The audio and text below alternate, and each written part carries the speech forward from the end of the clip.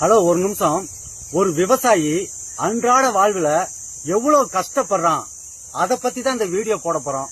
தயவு செய்து இந்த வீடியோவை ஷேர் பண்ணிட்டு என்ன ஃபாலோ பண்ணுங்க. ஒரு விவசாயி விவசாயத்தை தவிர வேற எந்த வேலையும் கிடையாது. அவனுக்குன்னு பாத்தீங்கன்னாக்க ஒரு சொந்தமா வேற வேலை கிடையாது, விவசாயம் மட்டும்தான். ஒரு ஏக்கர்ல ஒரு விவசாயி விவசாயம் பண்ணா அதுக்கு எவ்வளவு செலவாகும்? ஃபர்ஸ்ட் பாத்தீங்களாக்கும் ஒரு ஏக்கர்ல உழவு ஓட்டுறதுக்கு டிராக்டரை கூப்பிடுறோம். டிராக்டர் பாத்தீங்களாக்கும் 5 கலப்பை கூப்பிடுறோம். 5 கலப்பை ஒரு ஏக்கர்ல 2 அடி அடிக்கணும். 3 மணி நேரம் ஆகுங்க 2 அடி அடிக்கணும்னா. அதுக்கு பாத்தீங்களாக்கும் 900 ரூபாய். இப்போ 3000 ரூபாய் கணக்கு வச்சுக்கோங்க. ஒரு வாட்டி டிராக்டர் வந்துச்சுன்னா 3000 ரூபாய். அதுக்கடுத்து ரொட்டேட்டர் விட்டு மறுபடியும் அடிக்கணும். அதுக்கு பாத்தீங்களாக்கும் 3 மணி நேரம் கணக்கு வச்சுக்கோங்க. அதுக்கு ஒரு 3000 ரூபாய் கணக்கு வச்சுக்கோங்க. அதுக்கப்புறம் பாத்தீங்களாக்கும் ஒரு பார் கட்டுறதுக்கு பாத்தீங்களாக்கும் 10000 ரூபாய் கேக்குறாங்க.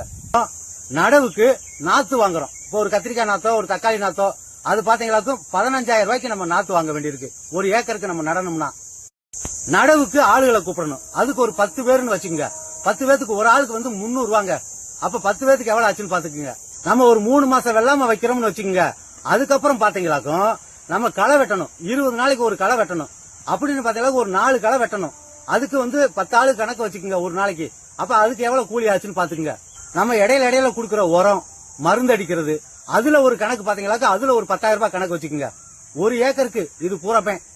இப்ப ஒரு கத்திரிக்காவோ தக்காளியோ நம்ம போட்டிருக்கோம். இப்ப விளைஞ்சு வந்துருச்சு, 3 மாசம் ஆயிருச்சு, நல்லா விளைஞ்சு வந்துருச்சு. இப்ப அதுக்கு ஒரு 10 பேத்த கூப்பிடுறோம். 10 பேத்த கூப்பிட்டு எல்லாத்தையும் எடுக்கிறோம்.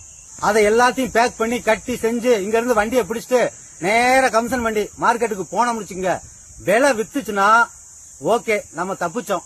அதே விலை இல்லைன்னு வச்சுக்கோங்க, விவசாயி அதோட விவசாயத்தை மறந்துடணுங்க. அப்படியே ஒரு 1 லட்சம் ரூபாய் பக்கிட்டு அப்படியே கடனாகி உட்காந்துறபடிதான். எப்படி நமக்கு இந்த நஷ்டத்தை நம்ம எப்படி ஈடு கட்டுறது? ஒரு விவசாயி விவசாயத்தை நம்பி இருக்கிறவன் எப்படி அவன் வாழ்வாதாரத்தை எப்படி ஓட்டுறது, அவன் குடும்பத்தை எப்படிக்கா ஓட்டுறது, கடைங்கப்ப எப்படிக்கா கட்டுறது? இப்படியே நம்ம வாழ்க்கை முழுவதும் கடன் கட்டியே நம்ம சாக வேண்டியதான்.